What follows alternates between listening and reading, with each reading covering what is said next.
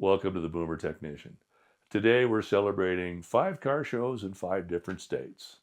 So we've been to California, we've been to New Mexico, Kansas, Wisconsin, and Nebraska. And so I thought I'd evaluate all 5 different car shows, talk about what I saw there, maybe touch on some things I didn't get to share the first time I made a video about that car show.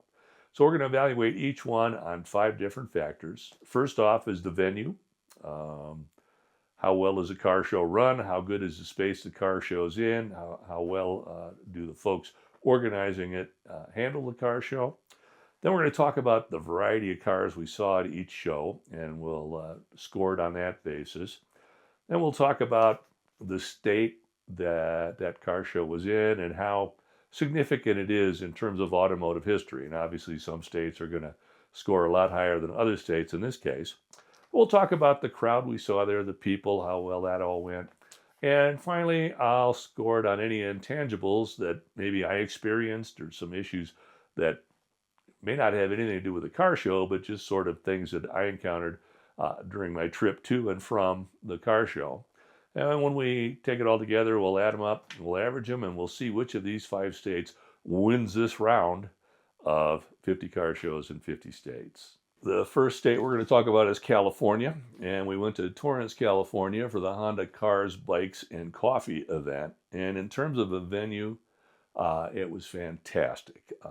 It's done in a Honda corporate parking lot, so there's plenty of elbow room. You're on paid parking, lots of room for cars, lots of people show up.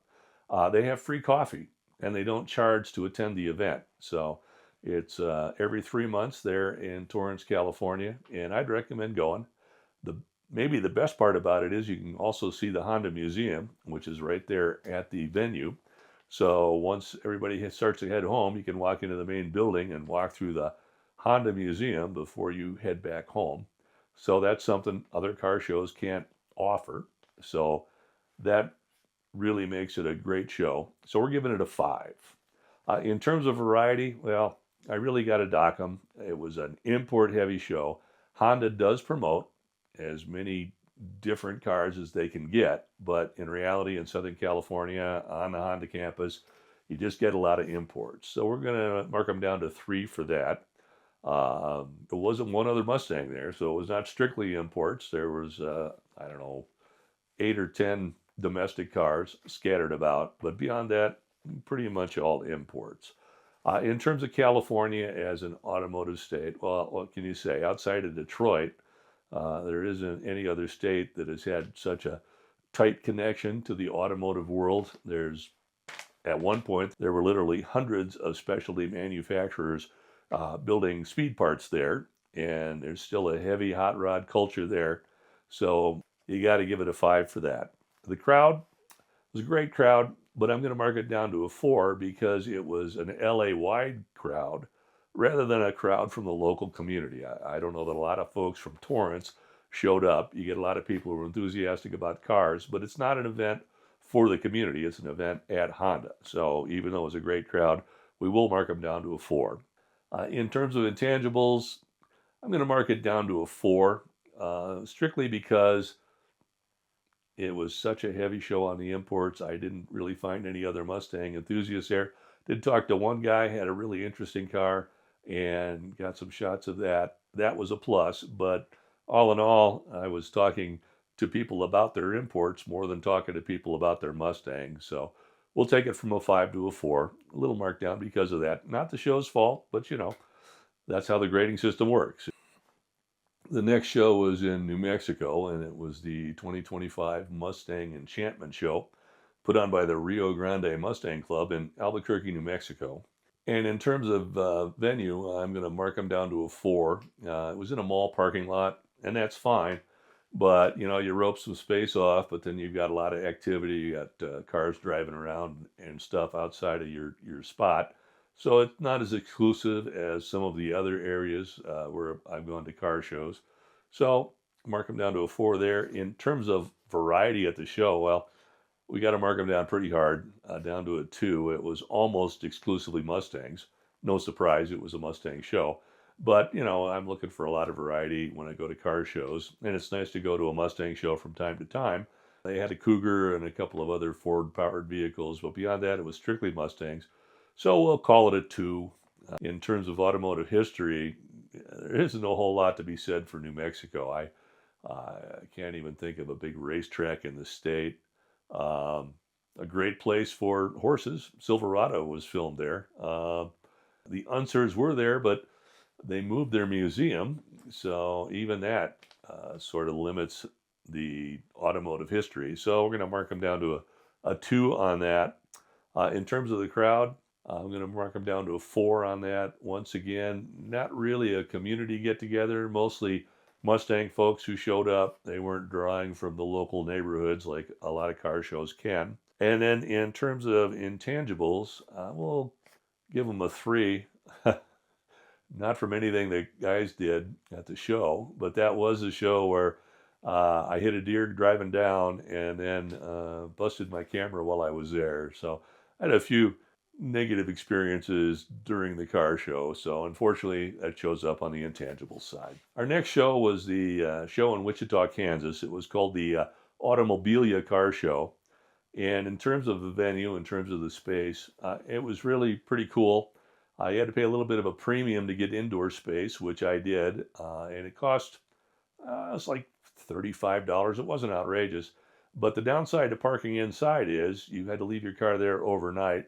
So I ended up walking to and from my hotel. It was about 3.5 miles round trip, so that was sort of a negative for me. But the rest of the organization was great. They had food trucks there, and they had outside parking that was at a lower rate.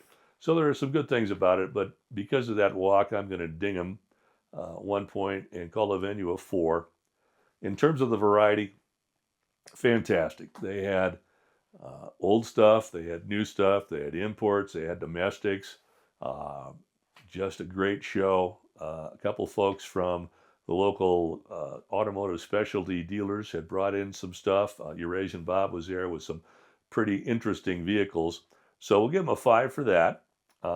In terms of the automotive history of Kansas, a little thin. We did find Walter P. Chrysler's boyhood home. That's an interesting thing. But we'll give him a 3 for automotive history of Kansas.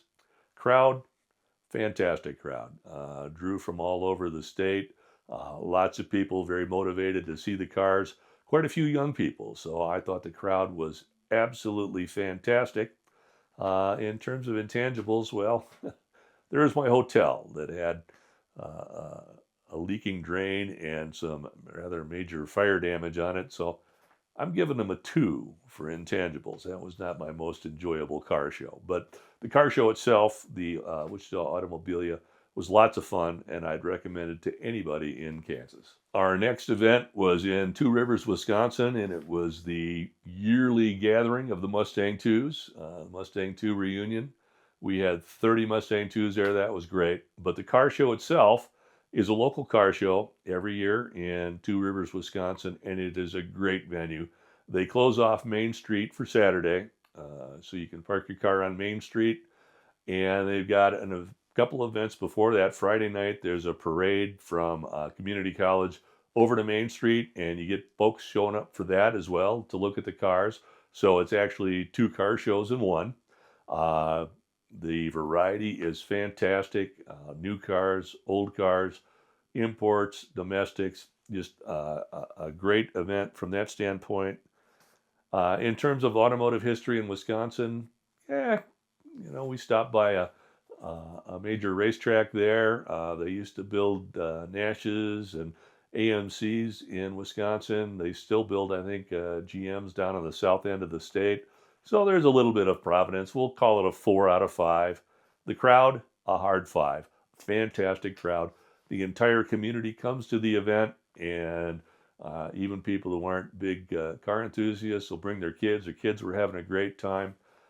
Just fantastic from that point. And then in terms of intangibles, I was there with 30 fellow Mustang 2 owners. That is a hard 5 as well.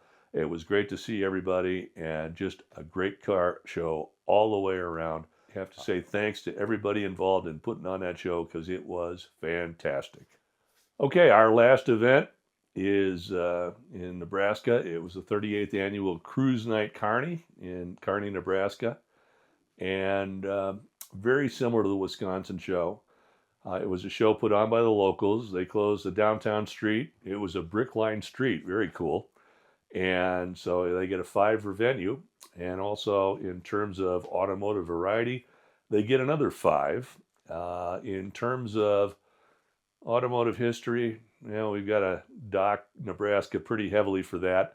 The Lincoln Highway runs through Nebraska, so we'll give them 2 points for that. In terms of the crowd, another fantastic crowd, drawn from the local community. Actually, in Kearney, they draw from a area of about 100 miles diameter. Lots of small towns there send folks in for the car show, and lots of young folks there. It was a great car show to see. And then in terms of intangibles, we'll give them a 5 for that as well. My good friend Robert Kennedy drove over from Omaha and brought along his convertible Mustang. So it was good to see some friends there, and just overall a fantastic location. So 5 for the intangibles as well. Well, it's time to tally up the totals, and really it was a pretty close race. California came in at 4.2, New Mexico at 3.2, Kansas at 3.8, Wisconsin at 4.6, and Nebraska at 4.4. So California, Wisconsin, and Nebraska all scored quite nicely, but we're going to have to give it to the Mustang II reunion at Wisconsin with a 4.6. So that's the winner of this 5 car show update. We'll match them up to the winner of the next 5 car shows and see who comes out on top. But at the moment, it's Wisconsin. In addition to reviewing the 5 car shows I've been to so far, I wanted to talk about one of the people who inspired me to do 50 car shows in 50 states, and that was my grandfather, Godfrey. He owned a graveling concern in Keister, Minnesota, an area known for exceptionally good gravel roads, along with his brother-in-law, Clark Kincaid. So Kincaid and Godfrey was his graveling concern. I wear this t-shirt to honor him. And as I said, he liked to do a lot of traveling. He took a trip to Alaska in the 70s. He took frequent trips down to Florida because he and the family tended to winter down there when it was too cold to haul gravel in Minnesota. But one of his big trips was in the early 30s. In the cars and on the roads that were available at that time, he took a trip from Keister, Minnesota, all the way down to San Diego, California, and then took a big loop through some very famous areas in the Southwest before he made his way back up. And he made this trip with his brother-in-law and his new bride. It took a number of weeks, and he recorded it all and printed the report of the trip in the local paper, the Keister Courier. So several years ago, I took this report and I built it into an article that's online on a site called Curbside Classic. In this online article, I have all the words from his article in that newspaper from the early 30s, along with my commentary on what I've discovered about his trip since through talking to my mom and going through some old pictures and the like. And I'd encourage you to take a look at these articles because it was a rather major undertaking for that time and for those vehicles. And so I've linked that into the page for this video, and I'd encourage you to take a look at it. There's 4 separate articles, all printed on Curbside Classic. So if you've got the time, please click and take a look. Let's talk about some of the things I've learned over the last 5 trips out to these car shows. The first thing is you really need to bring some tools along. On my California trip, you may recall I had a fuel tank strap fall free and had to buy a wrench at a truck stop because I hadn't packed any tools. So for the second trip on, I started packing tools. But I've been thinking, and if I were to break down in the middle of Wyoming or Utah or Arizona, I'm really going to be a long ways from any parts stores, and given the age of my car, even if I find a parts store, there's some likelihood I won't be able to find a critical part that I need. So I've identified a number of parts, primarily ignition system parts, along with a number of sensors and a PCM for the fuel injection system. And I've gathered those up. In some cases, I bought new, and in some cases, I bought from a junkyard. And I tested the junkyard parts when needed to make sure they're working right. And I now have a box in the car to go along with my toolkit. And if I lose my coil or my ignition module or my PCM, I can, on the side of the road, plug and play a new component and be ready to go. I've also got some V-belts in there. Didn't pack any fuel injectors or the distributor or a water pump. I'm not really going to be undertaking those sort of repairs on the side of the road. In those cases, we're probably going to have a call a tow truck and have it towed in and fixed in a shop. But if it's an electronic component or something simple like a fan belt, I thought it was probably pretty important to have those parts in the car. So I now have a box full of critical parts, and hopefully I won't need to use them. But if I do, I'll be sure to report to you. And as I'm thinking of myself sitting on the side of the road, I'm reminded, wherever you go, there you are.